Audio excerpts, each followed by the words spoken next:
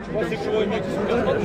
reviens peut-être vers vous, Francis Lalanne, parce que c'est vrai que tout à l'heure il y avait un peu d'agitation pendant quelques instants.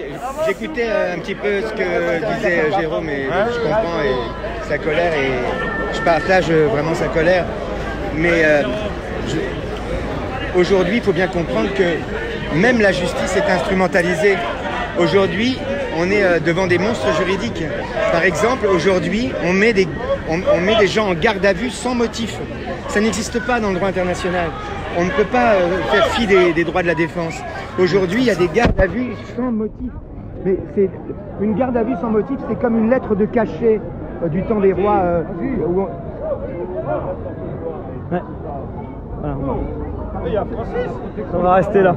Bah, je vais mettre là pour le soleil, pour ceux qui nous regardent, pour pas les éblouir. En fait, c'est une lettre de... Francis, ouais, salut putain, copain. même toi t'es venu quoi. Mais aujourd'hui c'est le rendez-vous des stars à Bordeaux. Ah bah, c'est vous les stars. Une lettre de cachet, tu sais ce que c'est quand les rois voulaient mettre quelqu'un à la Bastille, ils faisaient une lettre en disant voilà, il faut l'embastiller. C'est une lettre de cachet, elle était cachetée.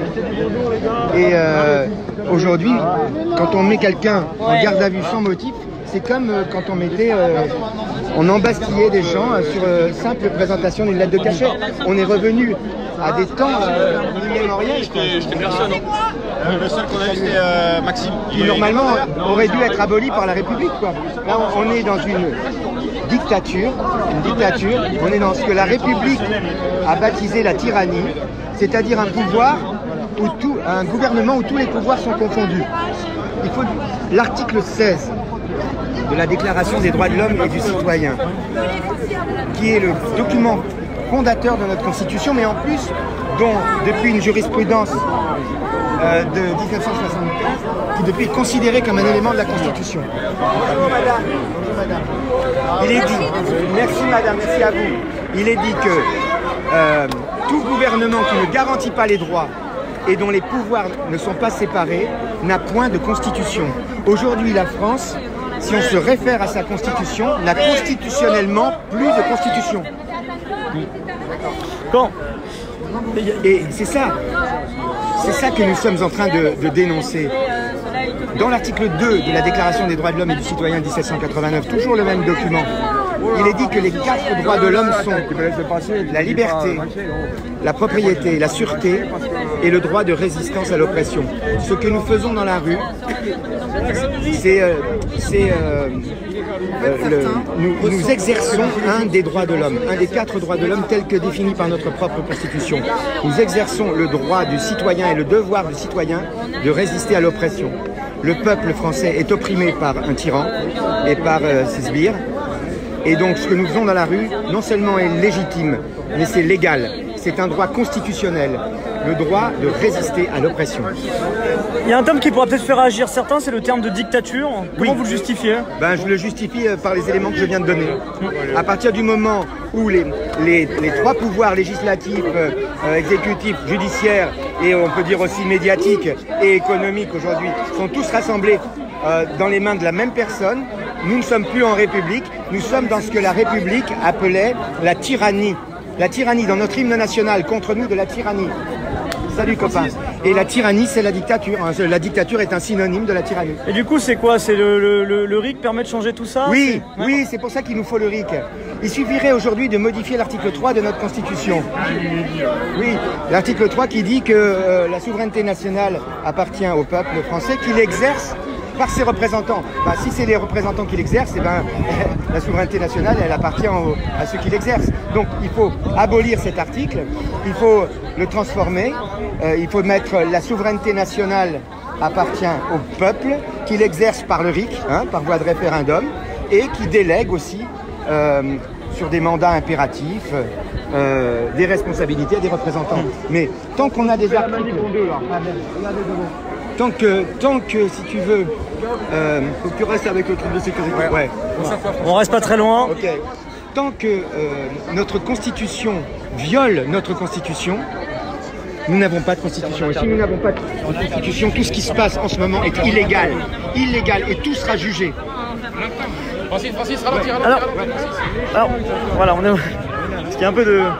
un peu de sécurité. C'est bon, ici, voilà, on se remet ici. On est à l'arrière de ce cortège à Bordeaux.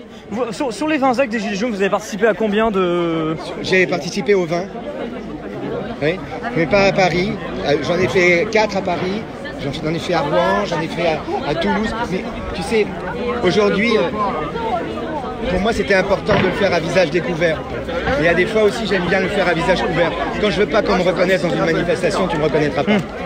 Parce que, il y a souvent cette question qui se pose. C'est vrai que, à un moment donné, au sein de ce mouvement, de se dire, on veut que des célébrités s'impliquent, Oui. mais d'un autre, vous avez certaines personnes qui vont vous dire, attention à ne pas faire de la récup. Comment on se positionne entre les deux, justement? Tu sais, à part les emmerdes, je vois pas trop ce que j'ai récupéré dans cette affaire. Je vais pas raconter ma vie, mais depuis que j'ai mis un gilet jaune, ma vie professionnelle est devenue extrêmement compliquée. Mais j'ai pas à me justifier, en fait. Les gens pensent ce qu'ils veulent. T'empêcheras jamais les gens de voir le mal partout. Ça va. Ouais, ok. Donc je m'en fiche. Le regard des autres ne me regarde pas. Cette question, peut-être cette dernière question, de se dire, vous parlez de l'impact sur votre vie professionnelle. Ouais, bon, j'ai pas envie de raconter ma vie non plus. Peut-être juste un petit peu, parce que c'est vrai que c'est quand même une question qui est importante, c'est de se dire, très concrètement, très franchement, si on parle là, vous, Francis Lalanne, depuis que vous avez porté un gilet jaune, il y a des conséquences sur votre vie professionnelle. Oui. Alors lesquelles? Expliquez-nous, qu'est-ce qui se passe, très concrètement. Très concrètement, j'avais des contrats qui ont été interrompus et j'avais des partenaires qui devaient produire mes spectacles et mes disques qui se sont séparés de moi du fait que je portais un gilet jaune. Voilà. Et puis d'autres choses encore, mais j'ai pas envie de raconter ma vie et en plus ça n'est pas intéressant. J'ai pas à me justifier d'être avec vous dans la rue et j'ai pas à me justifier de manifester avec vous dans la rue. Je suis là pour le RIC et le reste je m'en fous. Mais qu'est-ce que vous répondez justement à ceux qui vont vous priver de contrat Mais je m'en fous. Ils vous disent très concrètement, voilà, Francis Lalanne, vous avez porté un gilet jaune, on veut pas... Voilà, on veut pas avoir de problème avec le pouvoir politique. Parce qu'on est dans un système répressif et c'est pour ça qu'il y a tellement d'artistes qui ont du mal à s'engager, c'est parce qu'ils savent très bien ce qu'ils risquent. Et là, c'est tout. Attention. On peut pas en vouloir à des gens d'avoir peur à un moment donné. Et c'est vrai que voilà, on est dans un état répressif, terroriste, tyrannique, et il y a des gens qui veulent pas avoir de problème, donc c'est sûr. Tu sais, le monde artistique, il est souvent l'image, il est toujours d'ailleurs l'image du pays. Tu vois, aujourd'hui, il y a peu d'artistes dans la rue. On pourrait être plus nombreux aussi dans la rue. Tu vois, il pourrait y avoir plus de Français dans la rue. Je pense qu'on est en train petit à petit de prendre conscience de ce que l'on subit déjà depuis trop longtemps. Mais passer à l'acte, il y a des gens qui, à un moment donné, y arrivent, d'autres qui arrivent. Il leur faut plus de temps pour y arriver. Donc je pense que ça sera comme ça que ça se passera. C'est-à-dire qu'on sera de plus en plus nombreux dans la rue, parce que de plus en plus de Français nous rejoindront. Et il y aura, j'espère, de plus en plus d'artistes aussi pour oser s'engager et pour faire ce que je suis en train de faire là, quitte à affronter toutes les malveillances dans leur travail et dans le regard d'autrui. Ça me fait revenir sur quelque chose, cette phrase du député de la France Insoumise, François Ruffin, qui dit c'est quelque part une honte privée qui est devenue une colère publique. J'ai pas entendu, c'est quoi la phrase? Ce qui était quelque part une sorte de honte en privé est devenu une colère publique, le fait justement d'avoir des difficultés à boucler les fins de mois, d'avoir des difficultés au quotidien et de se dire que chacun était... Je pense que ce qui est dommage, c'est qu'on ait attendu autant de temps pour prendre conscience de ce qu'on subit déjà depuis 60 ans.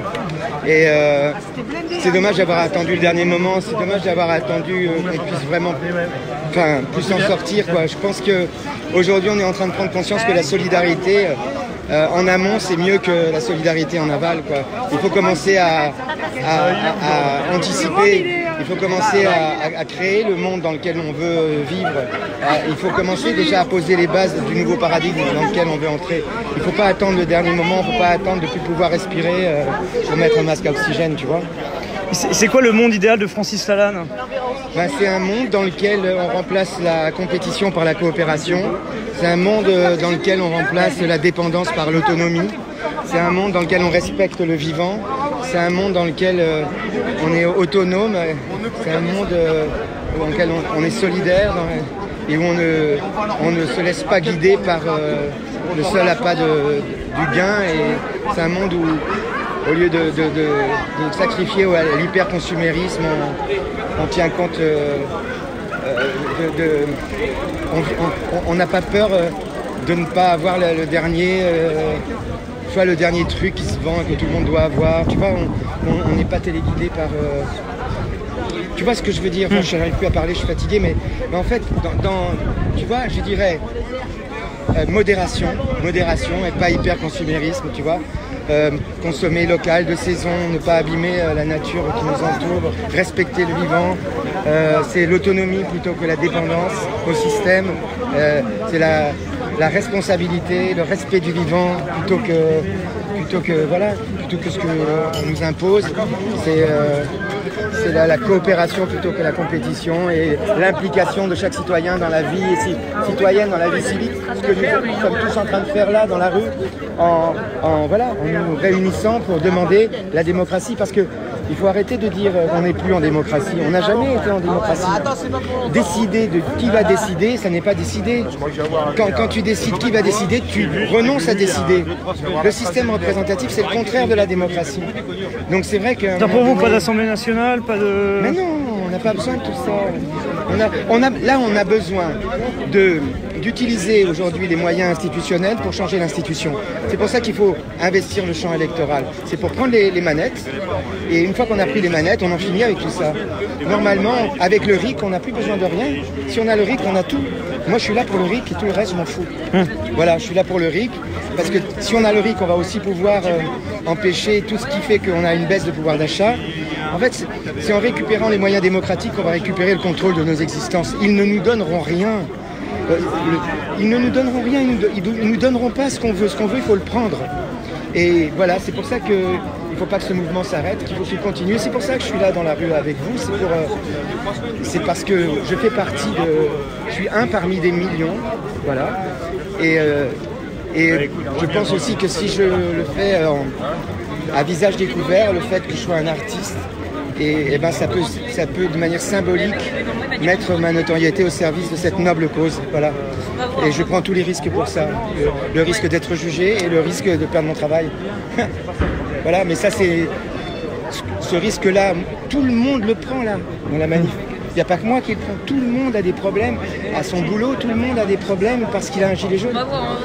Voilà, donc j'assume comme tout le monde, ni plus ni moins. C'est pour ça que j'ai pas envie de raconter ma vie. Tu vois, tout à l'heure tu m'as fait raconter ma vie, ça m'énerve un peu.